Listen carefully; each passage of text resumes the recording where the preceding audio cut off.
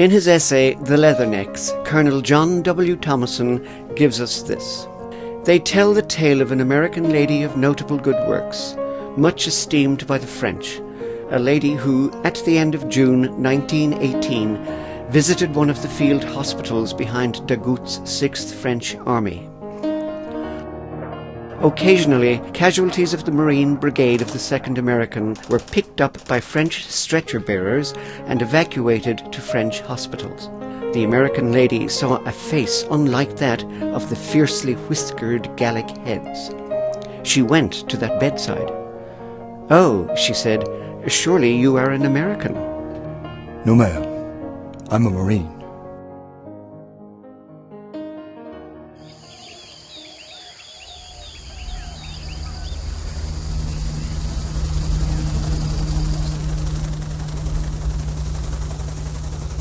This is I-Corps, Arizona Territory, terrain that includes mountains and rivers and rice paddies, a part of Vietnam familiar to thousands of Marines, both U.S. and South Korean.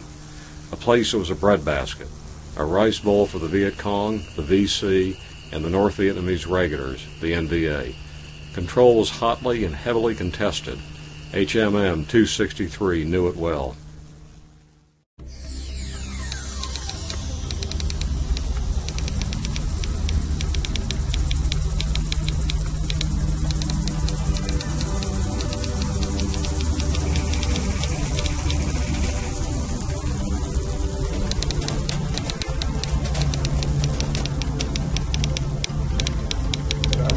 Boyan on the coast, and was right out here somewhere.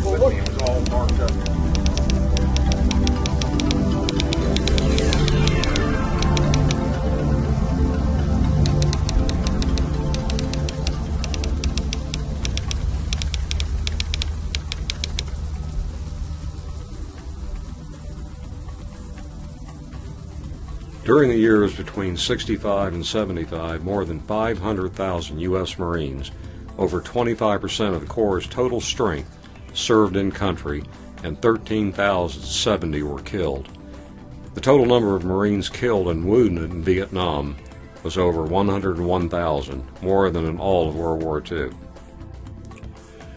In Article 1 of the Code of Conduct, United States Marine Guidebook of Essential Subjects, we read, Interpretation. I am a Marine. I will fight, and if necessary, die for my country and our way of life.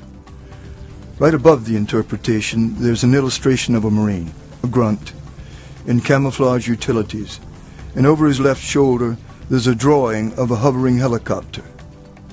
Ahead are the stories of Marines who manned a much decorated squadron of helicopters. Men whose lives daily added another exclamation point to the declaration of their passion and their purpose. I live to take care of other Marines.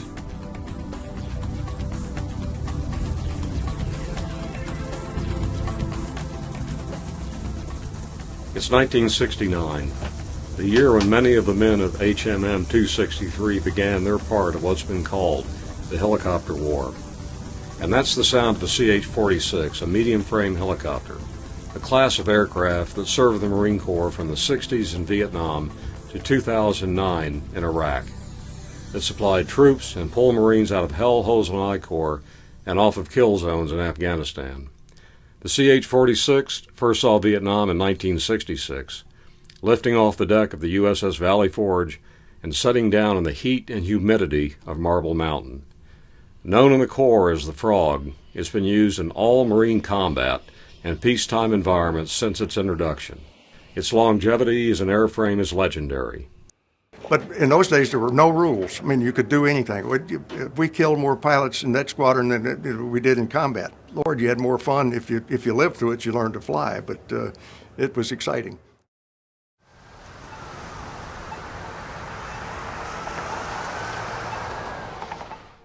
These are the stories of men, 40 pilots and 320 enlisted, who flew, fixed, and fought from these helicopters.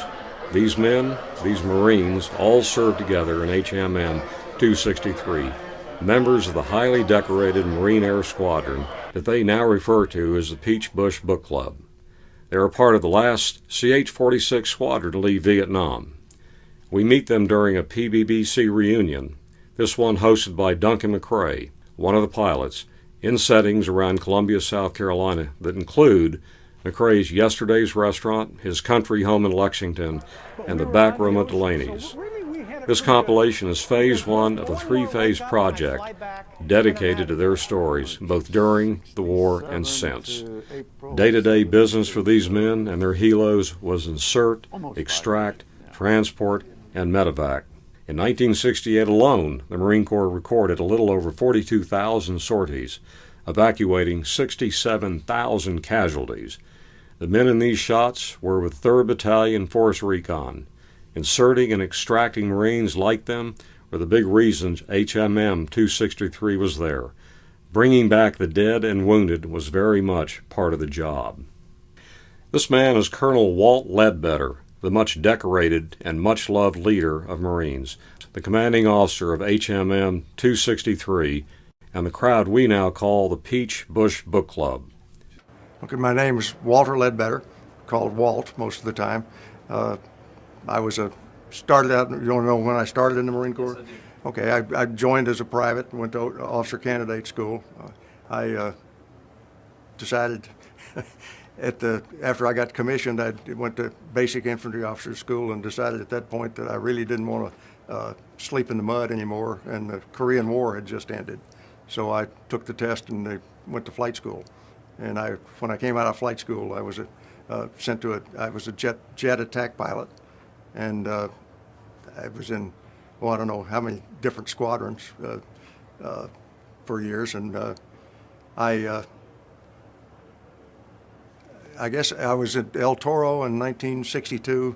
They were sending me to an A4 squadron, and they ended up changing my orders and put me in a helicopter squadron and said just learn to fly them because the Vietnamese War was starting. And up until that point, they had really not sent the best pilots to helicopter training in flight school, and so they took 10 jet pilots a month off of each coast and just put us in helicopter squadrons and said learn to fly it.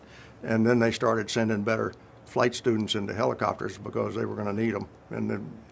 And that's how I got in helicopters. I just went to a squadron, and I had orders to an A4 squadron, and they sent me to a helicopter squadron, and I was really ticked off, and because I derided helicopters for years.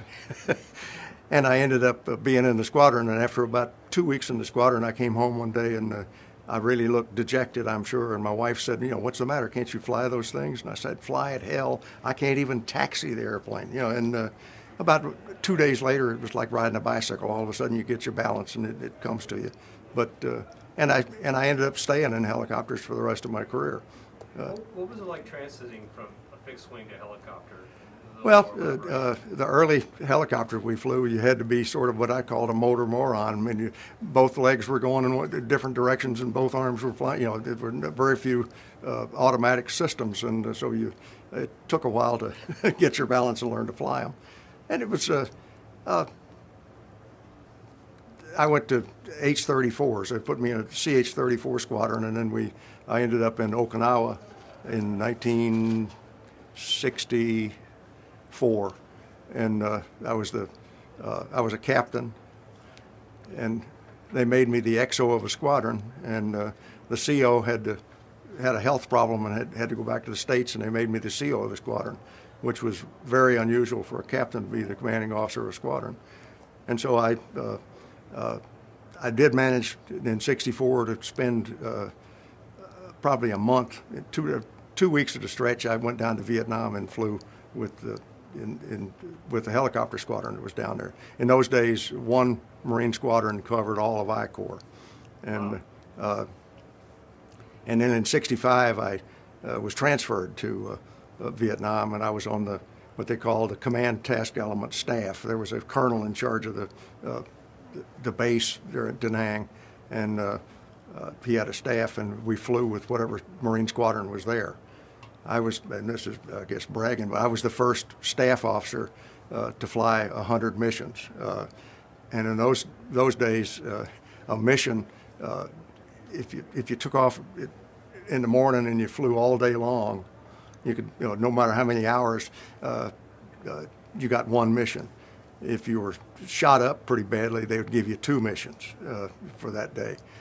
Later on in 69 and 70 when I was there, hell, every time you landed off the base, you got a mission. So it was not guys that were flying in the later years got, it ended up with 1,000 missions. You'd think they'd flown a hell of a lot. They didn't fly any more than we did in the early days, but so, it was just the way they counted things. I'm trying to think. I'll just give you an example. We got shot down in '64. I was flying with a guy, and we got shot up pretty bad and had to auto-rotate into a field. And they came down and flew us back up to Da Nang.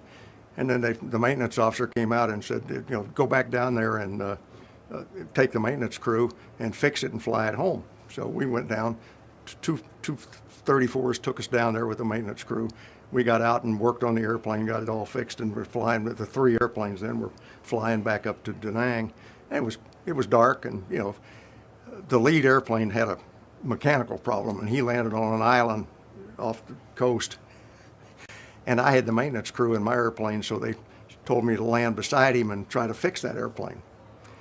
They determined what the problem was, and he'd lost some kind of a fluid in the head out of the thing, and they made me shut down and drain fluid out of my airplane and split it with him so he could hook up, his rotor would rotate. And while we were sitting there and my engine was shut off and they were draining fluid, the guy, the 3rd airplane, was flying up and down with his landing light on for some unknown reason. And he said, "Hey, Walt, there's about 100 of them coming across the beach at you." And I said, "For God's sake," I told the crew, I said, put the guns out, And they said, "Captain, we didn't bring any guns with us." And there, my co-pilot and I were sitting in the cockpit, and he was Mr. Cool. The co-pilot's name was Charlie Cannon. He was smoking a cigarette. And he would go, take a big drag, and look around, and we were both sitting up there with our 38s pulled out. I don't know what the hell we were going to do with 100 of them.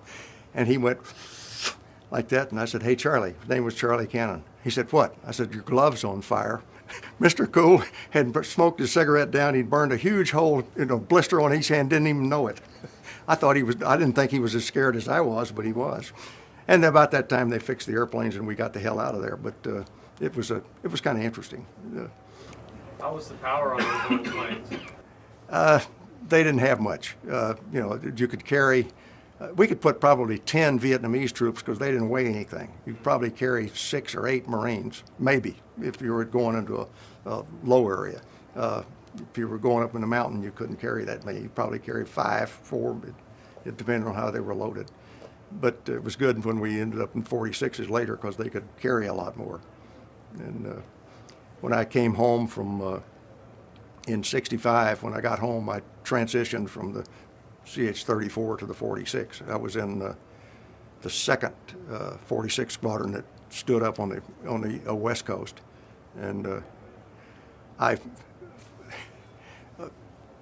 flew with a guy a lot. His name was Ken Keck, and Ken was probably the premier 46 pilot of the world. He'd just come out of Pax River as a test pilot, and I learned a lot from flying with him. And he and I used to scare the crew chiefs to death because we would go out at night, and at Santa Ana they had big round pads off the runway, and they were an acre circle, and there were 4 or 5 of them, and they had different spots marked on them, painted.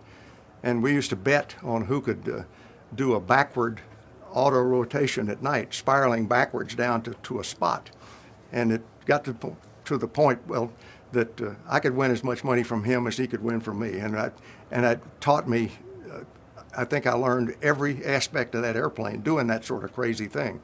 And it came in handy later in Vietnam when you were having to do back up to a cliff and put your ramp on it and that sort of stuff. If you couldn't feel the airplane, if you didn't know exactly where everything was without looking, you couldn't do it. And it just, so it was good that we were both crazy and did nutty things like that, although the crew chiefs didn't like it much. How was the transition between a single and the double rotor like? There was really no big deal. That was, CH-46 was very easy to fly as long as everything worked. I think my wife could have flown it. thing was she couldn't have taxied it. It was very difficult to taxi. But flying it, as long as all the systems were working, was very easy. And by the time I ended up overseas again in '69, I'd been the CO of, I'd been in a CH-46 squadron for a year and flown a whole lot, and then I'd been the commanding officer of a CH-46 squadron at New River, which was a training squadron, and we trained lieutenants that were going into the country. And I had a lot of time in the airplane, and it could do damn near anything that it was possible. It was, and some of them appeared to be impossible. All right, Walt, tell me the year that you joined the Corps. Okay, I joined in June of 1953, and I'll have to back up from that because I would like to be able to say that I joined the Marine Corps for all sorts of patriotic reasons, but I really can't say that, and I have to back up to, I joined the Naval Reserve in 1947 when Harry Truman was just about to sign the draft law. And the reason I joined the Naval Reserve was to keep from being drafted, because I was an absolutely terrible student and I wanted to stay in school. And if I hadn't been in the reserve, they would have put me in the Army, would have drafted me. So when I finally, I did all the marvelous things that I could do, because when I went off to college, I just graduated from high school. I was 16 years old, and my roommates in college were 32, 29, and 28, and they'd just come back from the Second World War, and they taught me all sorts of marvelous things, girl chasing, whiskey drinking, cigarette smoking, and all sorts of ways to get in terrible trouble. And I flunked everything I took, even gym, the first year in college. And when my folks found out, the word was, all right, boy, if you ever want to go to school again, send yourself. We've spent our last penny on you. And by the way, room and board cost whatever it was market price if you want to stay here. And so I went to work and saved enough money, and I worked my way through college. And in '53, I was with my degree in hand, they were calling up my reserve unit to go to Korea. And I rushed downtown, went to the Navy recruiter and said, how long does it take me to get commissioned in the Navy? And the guy said, it'll take 12 weeks to get commissioned in the Navy, and you have to stay in for 3 years. And I said, wait just a minute. And I walked down the hall, went into the Marine recruiter, and I said, how long does it take me to get a commission, and how long do I have to stay in the Marine Corps? And he said, it takes 10 weeks to go through OCS, and you only have to stay for 2 years. And I said, sign me up. I never went back to see the Navy recruiter. And the Marine recruiter absolutely lied to me, because 29 years later I got out. In the middle of my basic infantry training as a second lieutenant, we signed, the country signed the armistice with North Korea, and so I decided not to sleep in the mud. I would go to flight school, and I took the test, and they sent me to flight school, and I came out a jet attack pilot. What were you flying in an F-94? In what? What were you flying, F-94s? No, the F-98s, F-95s, 8s, T-33, Shooting Star, all the early jets. But when the Marine Corps, in its infinite wisdom, sent me out when I graduated from flight school, they sent me to Hawaii and put me in a prop attack squadron, flying ADs, which are Douglas Skyward, the biggest single-engine prop airplane. It had, I think, 3,350 horsepower, and you had to stand on the right rudder to keep it going straight on takeoff. There was so much torque in it. Oh yeah, and I'll tell you, I joined my first squadron, the AD squadron. I was supposed to have I checked in on a Thursday morning. I was supposed to have my first FAM hop in the airplane the next morning, and that night, Tuesdays and Thursdays were night flying nights, and the bunch of guys went out night flying on Thursday night, and 2 of them didn't come back. And so when I checked in early the next morning to have my first FAM hop in this airplane, it wasn't a FAM hop, it was a search hop. And there was 4 of us, the division, going out, and I was a wingman, and we were making section takeoffs. The first section started rolling. I was number 4 man. We gave them about 1,500 feet, and we started rolling. My first takeoff in an AD, the first section broke the ground and took off, and the number 2 man lost his engine. He backed up, got caught in the prop wash, flipped upside down, and blew up on the runway, and I took off through a fireball. I'd been in the squadron for 12 hours and there were 3 guys dead. And I thought, my God, what am I in? But it was, but in those days there were no rules. I mean, you could do anything. We killed more pilots in that squadron than we did in combat. It was, Lord, you had more fun if you lived through it. You learned to fly, but it was exciting. What was it like flying the Skyraider? It was great. I loved it. Listen, the airplane was great. I loved it. We were in Hawaii, which was great for a bachelor. We had more ordnance than you could carry. I mean, they brought all this thousands and thousands of tons of bombs back and rockets from Korea. The war was over. So every flight we took off, we went to the island of Kaalavi and bombed it, strafed it, shot rockets at it, did all, and it was just a lot of fun. It was great. And of course, there I met my wife had just come over to teach school there. She had her first job. I'd been there for 2 years when I met her, and I was in my first squadron, and we went out I met her one night, asked her to marry me that night. She wouldn't do it. Took me 6 weeks to talk her into getting engaged, and we got married 3 months later. It was, and we've been married now for 53 years. It worked out pretty well. What was it like?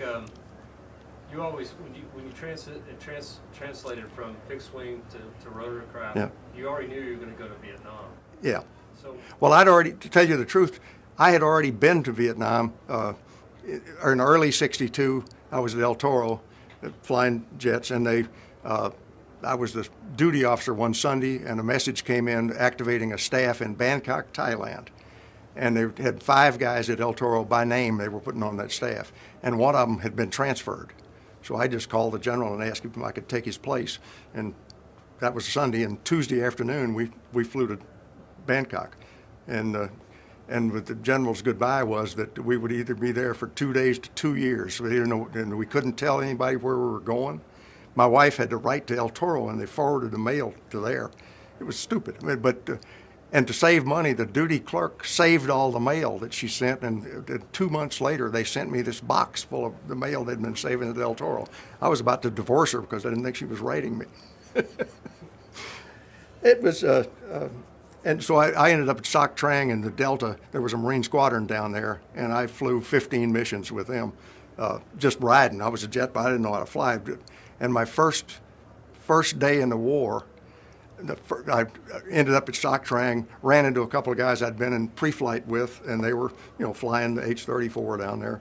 And I asked them what they were doing, and they said, well, the next day they were going on a strike mission. And I didn't have any idea of what that was, and I said, can I go? And they said, sure.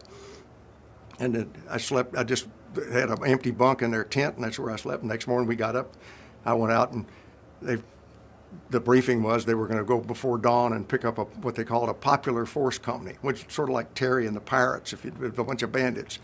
And we were going to land on an island in the Mekong River, which was supposed to be a VC training base.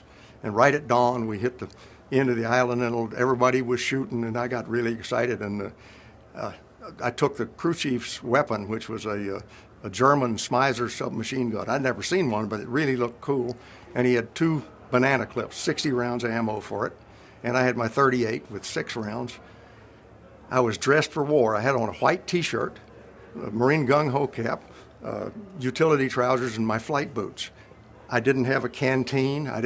I discovered after the helicopters flew away, I was the only person on the island that couldn't speak Vietnamese. I was the only person on the island that could speak English. I had no way to communicate with anybody. I didn't know how I was going to get off the damn island.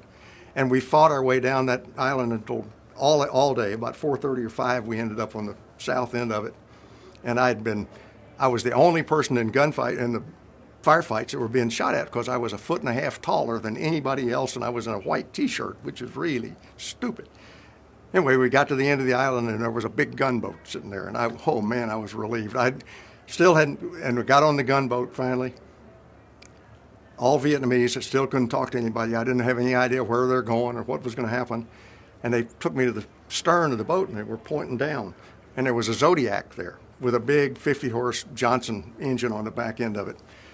And they would point at me and go, yammering Vietnamese. And then they brought a map and pointed, and I finally figured out they were showing me where we were and where I was supposed to go. But I didn't know where in the hell we were. But just looking at the map, I was on this big river. 2 Popular Force troops got down in that Zodiac with me, and we took off, much against my better judgment. We went 4 or 5 miles down the river and then made a hard right turn up a canal. We went down the canal until the Johnson started cutting mud and the engine stopped. They pointed at me and pointed out. I got out, and the other trooper got out, and we turned the Zodiac around and pushed it off, and the guy started the engine and left us. There I was just standing waist deep in a damn muddy canal. Had no idea where I was going, why I was there, and the trooper I was with started walking, and I just followed him. There's nothing else I could do. And we walked about a mile, went through a little creek, came up on the other side through the reeds, and there was a hut there, and it was probably maybe 15 feet from when I came out of the reeds. A guy came out of the front door of that little hut with an automatic weapon, and the trooper I was with just stepped off to one side, and the guy started shooting at me. I mean, he shot holes in my T-shirt and my trousers, blew my cap off, and the Smizer wouldn't fire. It was jammed. So I had to pull my .38 out and shoot him, and we walked about another 300 yards, and there was a little triangular mud fort, and there was an H-34 in there with 2 guys that I knew waiting for me. And they flew me back to Soc Trang, and I'll show you what a marvelous warrior I was. We walked into the club where we ate and drank, and some guy said, "Hey, Walt, how was your day?" And I just burst into tears. I couldn't say a word for probably 30 minutes. Oh my God. But I learned a lot of lessons. I think I was 33 years old. I thought, I'd never been in a war. I thought probably I'd read war stories and all that. I thought war was glorious and romantic and all that other BS. I discovered that, it's not glorious and romantic. It's scary as hell. And the other things I discovered is when you go to war, you got to know why you're there, what you're supposed to do, how you're going to get out of there. You're supposed to know how to use your weapon. You're supposed to have water and supplies and all that other sort of stuff. And you shouldn't be in a white T-shirt and way bigger and standing out in front above everybody else. It's kind of stupid. So a lot of lessons. And I flew 14 more missions with them there, and I have to tell you, I never got out of the airplane. That was it was interesting. But then I went home and was put in a helicopter squadron, learned to fly them, and then we went off to 64 and 5. I was in Vietnam most of the time, and 69 and 70 I was back again in 46s. What was it like being a CO of the 46s? Listen, I loved it. There's probably no other job on earth that you have that much fun. I mean, I was all these young guys. It's like, well, they're great. They all thought they were immortal. They had no, they thought they could do anything, and they did. They did great things. It was good to be around people like that, and the crew members who volunteered to fly with us. They're unbelievably brave people and just good guys. It was marvelous to associate with them. I was the CO of 5 different squadrons over time, and I probably knew just thousands of young guys over that 5 or 6 year period that I commanded different squadrons. And then my next to the last job I had was I was a commanding officer of an air group. I had seven squadrons in that group, and got to fly with them all, and it's great. What do you think is one of the most important qualities of a leader? That's there's so many things. I just think you have to. Well, okay, I'll tell you. When I got to Vietnam, and joined 263, my job. I had an executive officer, a major, who the second day I was in the squadron, they had a big strike mission where all the things, and I let the major lead that strike because it was my second day in the squadron, and I flew number 18 or something like that, and he absolutely couldn't handle the responsibility. The next day he went up to the group, and I didn't have an XO, and it was just me and a whole bunch of lieutenants and on their first tour. And I figured my job was to lead every hard mission. We flew, the 46s were the interface between the air wing and the infantry, because we did all the hauling. We carried troops on assault missions. We did the medevac. We picked them up out of hot zones under fire and took them to the hospital. And we carried recon teams into zones everywhere, across the border into Laos, up into all sorts of bad places. And when they got in bad trouble, we went back and got them. And also we flew resupply missions and admin missions. And I let the young lieutenants who were really learning to fly the admin missions and the resupply missions. And the other missions, the bad ones, we put red boxes around them on the schedule board. And I tried to limit how many of those red box missions the young guys flew until they really got good. And I was only going to be in the squadron 6 months. They limited COs. They changed us every 6 months. They wanted to put as many lieutenant colonels as they could through command positions in combat. That's stupid. They should have let you stay there, and if you were leading it, but that was their policy. So I knew I was only going to be in the squadron 6 months. So I never flew anything but red box missions in that 6 month period. And I have to tell you, I made a terrible mistake, because by the end of the 6 month period, I couldn't hold a glass in one hand and get a drink because it shook so hard that I should have done it a little different and flown once in a while, flown something easier, because I would have ended up not so crazy.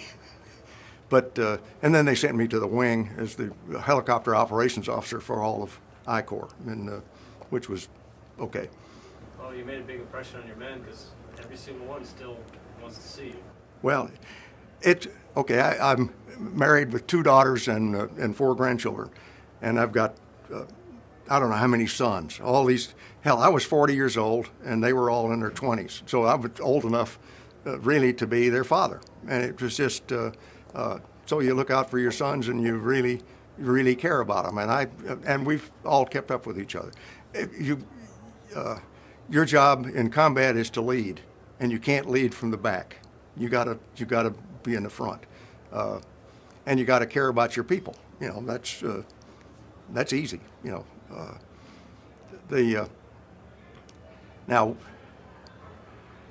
when I first took the squadron, that was in September of '69. We got a new commanding general at just about the same time, and there were 4 CH-46 squadrons in I Corps at that time. And there were 2 squadrons up at Hue Phu Bai, which is north of where we were, and there were 2 CH-46 squadrons at Marble Mountain. And the new CG called the 446 squadron commanders to his office, because we were the interface. That's who the infantry saw.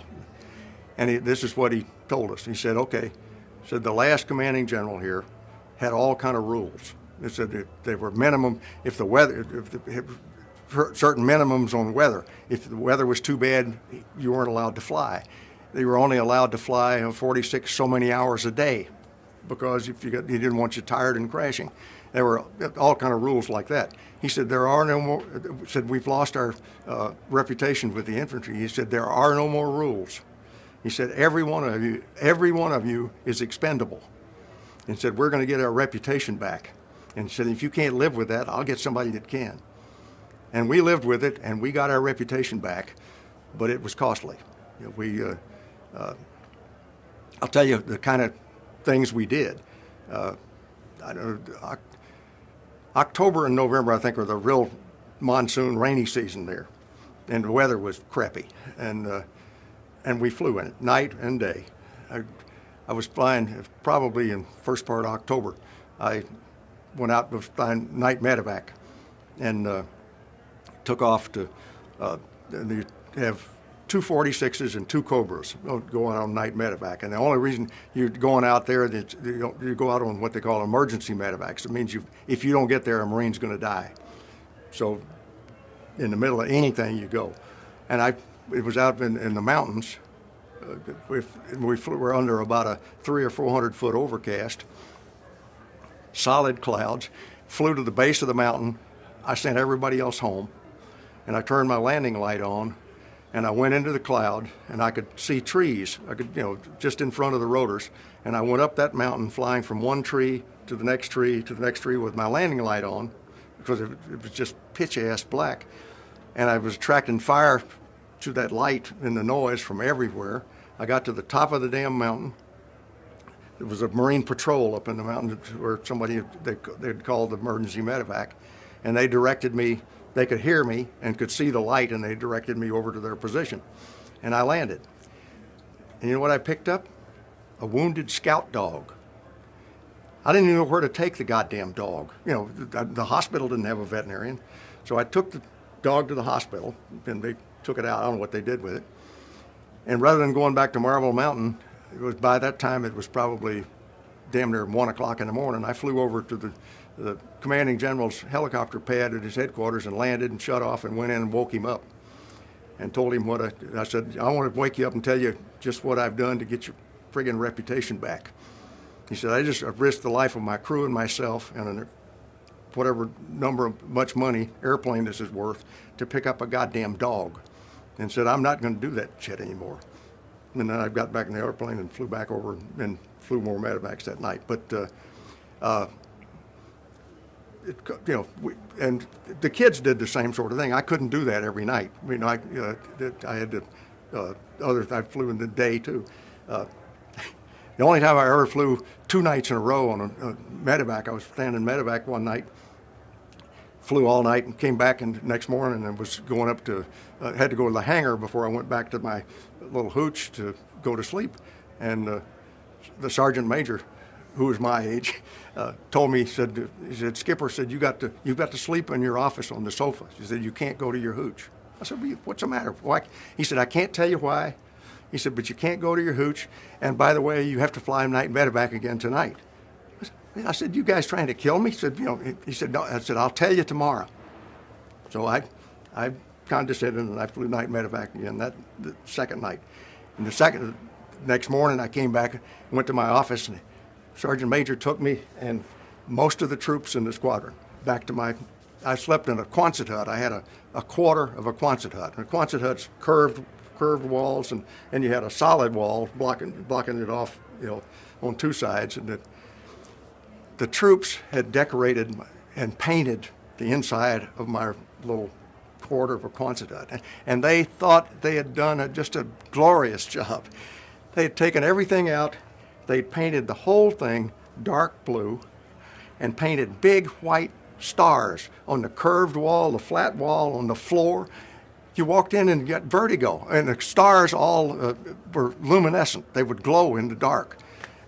I lived in that thing for about another 6 weeks, and thank God the operations officer of the group, another lieutenant colonel, his roommate, he lived in a trailer on the beach. And when the guy that was rooming with him went back to the States, he asked me to come live in the trailer with him. I couldn't tell the troops that I was glad to leave the place because they thought it was glorious. But and I still missed the stars sometimes. But it was fun. I knew I had a squadron then. I knew they, I can. And I'm not saying this for what I did, because the lieutenants did the same sort of thing, but just not quite as often. But I'll give you some of these missions were really bad. I mean, the only missions you really remember after all this time are the ones that were what we called a shit sandwich, or ones that really pissed you off. You were doing something that they made you do something that was really stupid. But I went out one night on a Recon extract. But that's when a Recon team, or that wasn't at night, I went out in the middle of the afternoon. And we got the call there was a Recon team in bad trouble, and you had to go to the Recon battalion headquarters, and they would brief you, and you'd pick up different kind of equipment to get them out. And I flew over. It was an airplane coming back from a mission. When the call came in, all the airplanes were out. It was an airplane coming back from a mission. They had just refueled, but they hadn't serviced it. They were coming back to the hangar. And I just yelled up and asked the pilot if the airplane was up. It was mechanically working, but they hadn't had a chance to service it. And he said yes, and I took his airplane and just went over to the recon pad, got briefed on the mission, and it was the recon team was surrounded in a canyon up into a river plateau. It was just you went up the river and you went in this box canyon.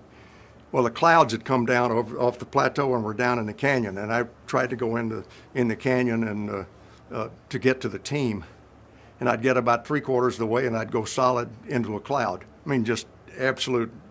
The only thing you could do is just go straight up and try to get out of the canyon, and I did that repeatedly, trying to get to them. And then to compound the things, I had to go refuel a couple of times, and then it got dark, and going up that box canyon in the pitch black into a cloud was horrifying.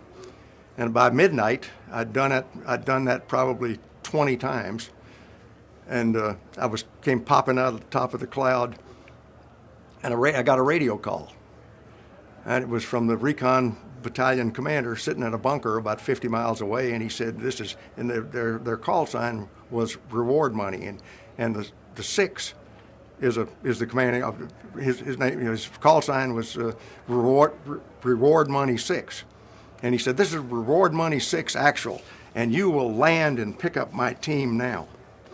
Our call sign was Peach Bush, and so I was Peach Bush 6 actual, and my answer to his call was, "This is Peach Bush 6 actual, and you can go fuck yourself." 2 years later, I was in Washington at a cocktail party, and there he was. I walked over to him and said, "I'm Peach Bush 6 actual, and you can still go fuck yourself." And if he'd said anything, I would have killed him. I was just that pissed off. He got relieved. His time was up about a week later, and they got a new CO. Next call for a recon extract, I went over,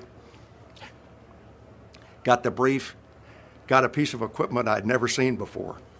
What I got coming up the back ramp of that airplane was a guy that was a little too heavy, cigar in his mouth, Thompson submachine gun in his hand. It was a fat Marine lieutenant colonel, walked up and said, "Walt, let's go get my team." He was Bill Drumright, a real fighter. We went out and landed in the middle. They were closely surrounded. We were under really bad fire. Landed, gunners were shooting, Cobras firing all around us, the F-4s diving. Bill Drumright was standing on the ramp firing at Thompson and jerking those kids in the airplane. Took them back to the recon pad.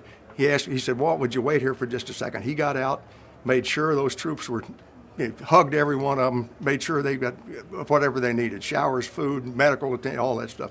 Then he got back in the airplane, went to Marble Mountain with me, and he had everybody that had been on that extract in the club and bought us drinks. You talk about a change in leadership, and you ask about leadership, that was real leadership.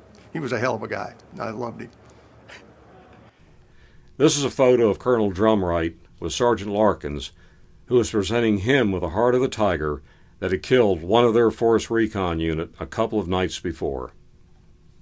I was talking about recon missions, and I'll give you another one just as an example of the sort of things that we all did. I mean, we flew, and there were 246 squadrons in Marble Mountain. We each took turns, probably 2 to 3 times a week. Each squadron would take a recon team, go out on a recon, take a recon team out, insert them. Most of the time, very quickly, they got in terrible fights, and we would have to go get them out. Or if they were out there for 4 or 5 days, they would eventually get caught and were surrounded. One day we got a call, went over to the recon pad, and this time we had to have a corpsman because two of the recon team people were pretty badly wounded. So we had a corpsman with us, two gunners, a crew chief, and my co-pilot and myself. And they were under a triple canopy jungle out there, closely surrounded. I hovered right down to the top of the top canopy. I couldn't get down to them, so the 2 wounded, we had to send the corpsman down on what we called a jungle penetrator. It was on the hoist. We let him down, and it was a rig that would go through the heavy foliage. And they directed us to be right above them, and I let the hoist down, and the VC or NVA, we don't know who it was, were firing at us up through the trees. They couldn't see me because of the triple canopy, but they were shooting up because they could hear the noise. The gunners were shooting down, and the Cobras were firing all around it and that sort of stuff. And the corpsman went down. I picked up what they called a spy rig, which is a rope made out of nylon loops. And the reason they used that was the recon teams wore a harness that they could hook into these loops and left them free with their hands so they could still shoot while we were pulling them out. And let the corpsman down. He took the 2 wounded and put them on the basket we'd sent down, and we pulled them up into by the hoist into the airplane and got them inside the airplane. Then he put on one of the wounded guys' harness, and they all hooked into the spy rig. And when they said they were all ready, I went straight up. You had to go absolutely straight up. If you went forward or backwards, you'd drag them into the trees and kill them. So it was hard to come up with no reference, but anyway, you did it. Went straight to 3,000 feet, from 0 to 3,000 feet, and started for home. These guys are dangling by one hook on this rig, and the crew chief was looking down through what we call the hell hole. That's where the spy rig was hooked. And he said, "Skipper, you better get on the ground quick." I said, "Why?" And he said, "The corpsman's dying." The poor kid, it was his first combat mission. He'd been let down into the jungle under heavy fire. He'd fixed 2 really badly wounded guys. He put on and people were shooting at him all the way down, probably the first time he'd ever been under fire. And then to compound it all, we put him on a string and hoisted him straight up to 3,000 feet, and he went absolutely into shock. And I had to find a flat place and land and gently let everybody down so they could unhook him and get him in the airplane. And we got him, along with the wounded, we got him to the hospital too, because he would have died of shock if we hadn't gotten him there. And I didn't see him again, but I'm sure that he will always remember his first combat experience. It was just dangling in the air. It was, and the corpsmen, the crewmen, the crew chiefs, the gunners, these kids just did unbelievable things. One day we were hovering above the trees doing the same sort of thing, and had a little bitty gunner, and he got shot. Bullet came up and hit him right about here and busted this bone out above his eye, and very, very bloody. It knocked him flat. He fell. I heard this blam when he hit the floor. It really ticked him off. He jumped right back up, grabbed that 50 caliber, and was firing at everything he could around there. He fired that gun until he fired out all the ammo. He went and got another box of ammo, reloaded it, fired all that out. When he was completely out of 50 rounds, he grabbed his rifle and fired his rifle until he was all out of bullets, pulled out his pistol and fired all of them out of that. And what he said, if you'll pardon me, was, fuck it. And then he fainted. The kid was unbelievable. That's the kind of young men that got in those airplanes and flew with us. They were just, they used to fight each other, physically fight each other to go on dangerous missions. It was just, we were in a country that hated the war, and here were kids that were fighting. I'd have to break up fist fights because this guy wanted to fly, and he wanted, and somebody wouldn't trade with him. I don't remember much about probably after November, except by December I was absolutely shot, and I was still flying, and the worst part was yet to come. I mean, I finally got an XO sometime in the beginning of December, and probably 2 days later I went on R&R to Hawaii to see my wife and daughters, and the reason I went was to say goodbye to them, because I knew I couldn't live through the next 2 months. It was awful. That was I don't mean to get emotional, but that was really sort of a desperate time.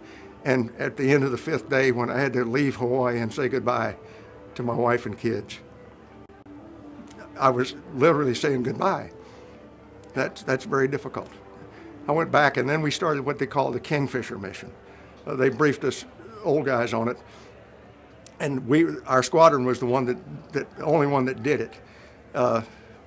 The intelligence had said that the NVA were going to attack Da Nang and try to take it for a Tet offensive of 1970.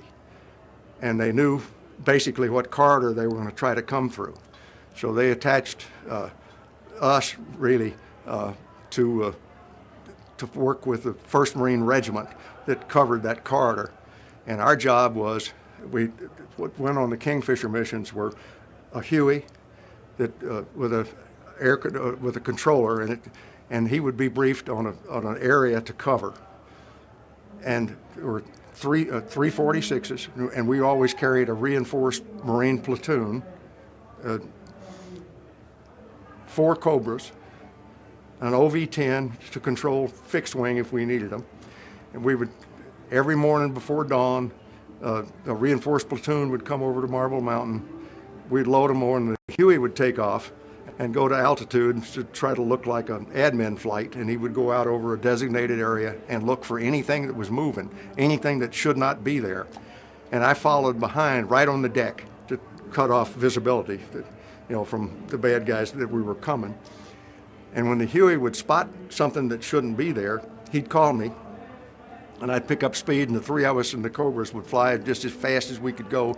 And then he would, as we got close, he would mark the area with, drop a smoke grenade in there, and we would land not away from the enemy, right in the middle of them, right on top of them. And the platoon got out shooting, and every time we landed, it was a real fight. And we kept the metalsmiths really busy preparing airplanes. I mean, one day I got 57 hits in the cockpit. The cockpit of a 46 about this wide, and you put 57 rounds in there, it blew out everything on the instrument panel. It was that was very exciting. And the gunner froze and didn't start shooting. I was shooting with my 38 before he finally turned the 50 on, because they threw a hand grenade under the cockpit. They just riddled us with bullets. That was very, very exciting. That was the 2nd of January. That was a tough day. And I had a lieutenant colonel from the wing had come over to fly with us because he wanted to go on this very exciting mission. I wasn't sure that the airplane would fly anymore. It had so many hits, and the hydraulic system was, I had to isolate. We had a system, a switch you hit that said there was an isolation switch, and it would isolate what was left of the hydraulic fluid in your rotor system. If you lost too much hydraulic fluid, your rotors wouldn't operate right, and you were going to come unglued in the air. I air taxied about 10 feet off the ground all the way back to Marble Mountain, hopped the fence, got another airplane, and to go back and pick up troops and finish the mission that day. And he looked over at me and said, "Walt, I'd love to go with you, but I got so much work at the wing." I jumped in his Jeep and was gone, and I had to grab some poor lieutenant off the flight line and make him be my co-pilot and go back. And we've probably made 8 or 9 more assaults that day in places. It was scary. And I led the first 32 of those missions. In that 32 days of flying, I took more hits in the airplane, the different airplanes that I flew, than the rest of the Marine Corps Air Wing combined for that period of time. Every other airplane, I took hundreds of hits. Had 2 or 3 guys wounded in the airplane and that sort of stuff. It was a bad time. Stop you for a second. Yeah. Okay, well, let's talk about the mission. Okay, on the 31st of January 1970, we'd started these missions on the 1st of January and flew, nearly every day in January and up until I left the squadron on about the 10th of February. Some days you didn't fly, didn't go on Kingfisher. But on the 31st of January, we went out, and as normal, we picked up a platoon and inserted them in a zone that the Huey had marked, and they started a big fight there. We went back and picked up another reinforced platoon and put them in a blocking position to block off the people that were, and they got in a big fight. And then I went back and got a 3rd platoon and put them in another position to cut off the enemy forces. And then I started doing medevacs, where the 1st platoon had landed. I think there were 5 guys wounded, and they were in a fight. I went back in, picked the 5 up, and took them to the hospital. And I came back to the 2nd position we'd put in. There was one guy had blown his foot off. He had his foot shot off by a machine gun. He was standing up to throw a grenade, and they shot his foot off, and picked him up. He had this is the kind of troops that we were carrying. That kid had the crew chief with his foot gone, had him drag him up to the cockpit, and wanted to thank me for picking him up. It tears you up to think about people like that. That kid now is a dentist in Baltimore. But then when I came back from the hospital from taking the second medevacs to the hospital, I got a call from the Huey that parts of 2 different platoons had inadvertently been led into a minefield by the NVA. It was an American minefield, and the NVA had taken one side of the fence down. And the troops going in looked over and saw the fence and thought that was the beginning of the minefield. It was actually, and the NVA had a path across it. The troops went into the minefield, and then the NVA started shooting at them, and anytime they moved, they stepped on a mine. There were 19 guys in the minefield. 4 of them died. 4 were not wounded, and we got them out, and 11 wounded. And there were 4 double amputees in there. It was a real mess. One guy was wounded 39 times. Another was wounded about 40 times. Just shrapnel all over them. I landed 3 times in the minefield, as close as I could get to the groups that were wounded. And I ordered the crew, I told them, stay in this damn airplane, because if you get out, you're just going to be part of the problem. You're going to step on a mine, and then you're either going to die or be wounded, and it's going to be either a further mess. Well, my crew chief, Mike Clausen, looked out, and the first place we landed, realized that if he didn't get out and start carrying wounded in, I would have had to land 20 different times to try to get these guys out. We would eventually would have landed on a mine, blown ourselves up. He got out 6 times, walked around through that minefield, carrying dead and wounded back into the airplane. It was just beyond belief that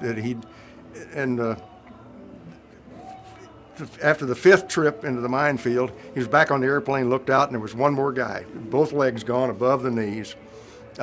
Mike was waving for him to come get on the airplane. And the guy just looked down and said, so Mike just went, okay, got out, ran out to him, picked him up, brought him back, somehow never stepped on a mine. But just incredible bravery. It was way beyond, anything. The other guys, stayed in their position. We were under fire, and the gunners were, trying to fire cover and fire. He was the only one that could have left his station and done it. It was, but he did it. And I took him out the next day and told him he was being written up for the Medal of Honor, and that I knew he was going to get it. And I told him that, now the hardest thing in your life is coming. That's either you wear that medal or it's going to wear you. And sort of like Ira Hayes from the Second World War, I think it wore him. He couldn't cope with it. And he died a couple of years ago, 3 years ago, I guess, and from diabetes, but he actually drank himself to death. I mean, it's really sad. He was a hell of a guy. He had a great personality. And 2 days after I told him that, I brought him into the office and busted him. But because he didn't show up for a flight. But probably one of the few guys that got the Medal of Honor from the president as a private, And he had a tremendous personality. But he would have, I didn't realize when he joined the squadron that he had been in the squadron previous to my being there.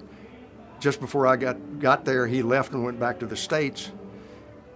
And he'd been in country for 2 straight years as a crew chief on a 46. He stayed in the States for 6 weeks and came back and rejoined the squadron. And we were having a 24-hour stand down because we'd been through a real bad time frame when he joined, and we were having a big party. And it was like God had walked into the room. Everybody was saying, Clausen's back, Clausen's back. Next morning I had him into my office and I said, I want to welcome you to the squadron, but I have to tell you that I'm the CO and you're not. And if you screw up, I'm going to kill you. And so we understood each other, and I really liked him. And I think he liked me, but it just, he flew 1,990 combat missions as a young, probably started as an 18-year-old kid, left there 3 years later as a 21-year-old kid that had seen more horror than nearly anybody could stand. And that's, you can't blame him for, what happened to him. Good God, it was awful. If I'd known he'd flown that much, I would have grounded him. I should have, but I just didn't realize that he'd been there that long. By then I was shattered myself, so it didn't, I couldn't keep up with it all. But it was a great experience. It was a thing that you absolutely shouldn't have gone to or done.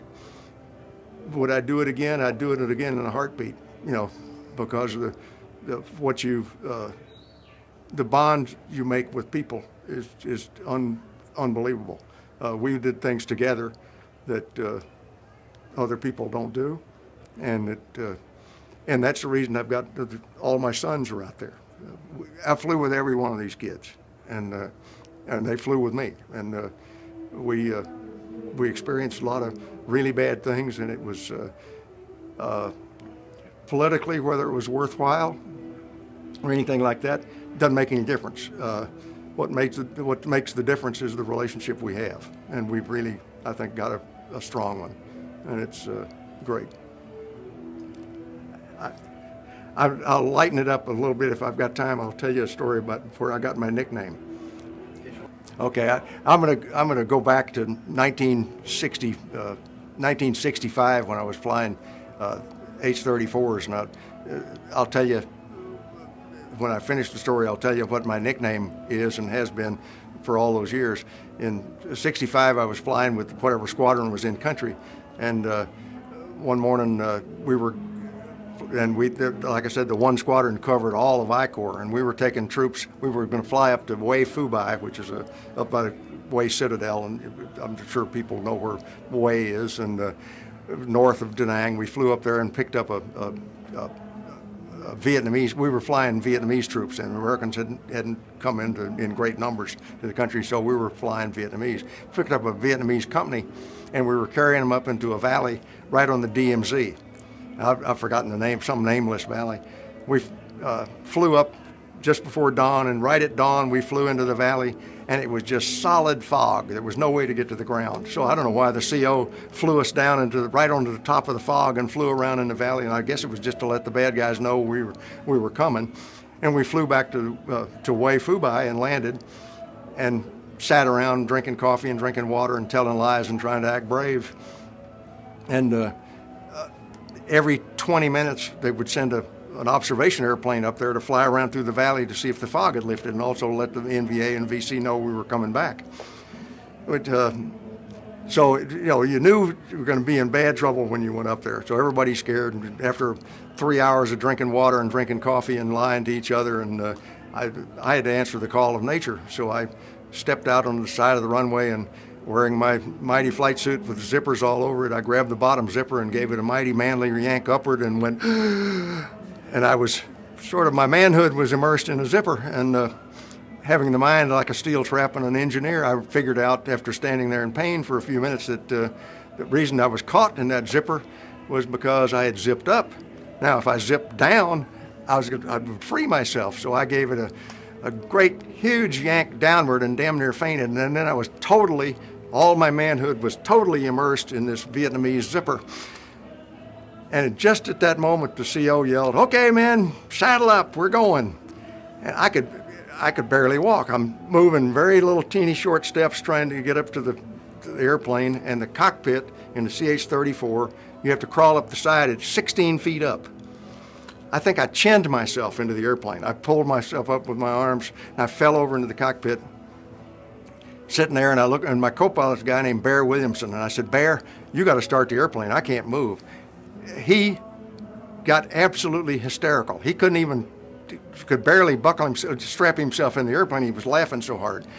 There's not much sympathy in the Marine Corps, and so I had to start the airplane. I had to taxi it out, and he's just giggling and laughing, and we're flying up to the valley, and we've got, and I'm flying because he can't. He's laughing too hard. And then I got to thinking, we're going to get shot down, and I'm going to get wounded, and some overexuberant corpsman or doctor is going to come rip my flight suit off to get to the wounds, and I'm going to be gone. And so I told Bear, I said, "For God's sake, if I'm wounded, don't let him rip my flight suit off." And then he just really got hysterical. And my next thought was that I'm not going to be wounded, we're going to be shot down, and I'm going to have to stand and fight because I can't run. And so I called the crew chief and I said, Sergeant Tucker, pass me up my rifle. And he fell on the floor laughing right in front of all these Vietnamese troops who must have thought they're going with crazy Americans who are laughing themselves to death going into battle. Well, come into the valley. I said, Bear, you landed. He couldn't. He had the giggle. He never touched the controls on the whole flight. I flew up the valley, bleeding like a stuck pig. I flew all the way back to Hue Phu Bai, landed, and I said, for Christ's sake, Bear, go get a corpsman. I'm dying. I'd lost a lot of blood by then. He jumped out of the airplane. There were 24 airplanes on this mission. He ran up and down the flight line going, come look at Walt. It's the funniest thing you've ever seen. I came crawling out of the airplane. There were 48 pilots and co-pilots waiting with their cameras and their everything, and crewmen and gunner, everybody taking pictures and laughing. And here came the corpsman. They'd gotten a corpsman, and he had what looked like a pair of head shears. He was coming at me, clacking these things. And of course, he cut the zipper above where I was caught and below and pulled it apart, and I damn near fainted from relief. And then the skipper got everybody in formation. He said, okay, nobody can write home, send a tape home, anything like that for 48 hours, because Walt gets 48 hours to explain his war wounds to his wife. Well, one of my buddies, a guy named Hondo Frayne, went right back to his hooch, got a tape and sent a tape to his wife, but he never used a name, told the story. When the tape arrived, my wife was at Hondo Frayne's, their wives were together. She was over at her house.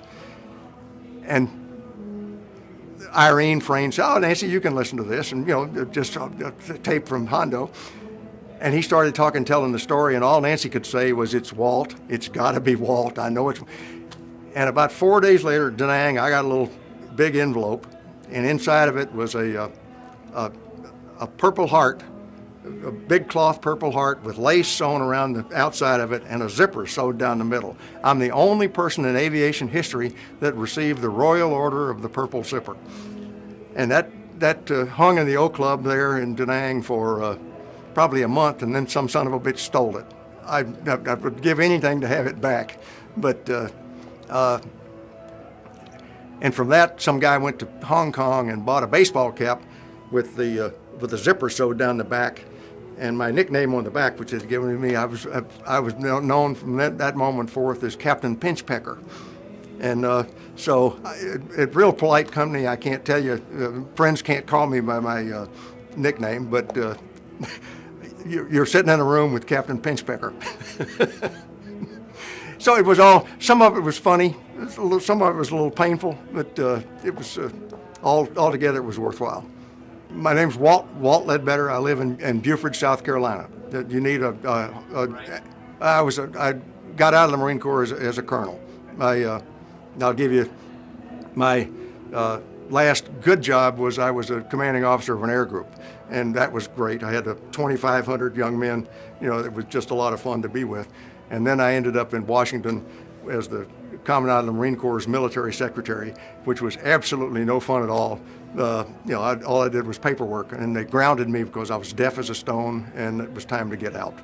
And I thank you for your time.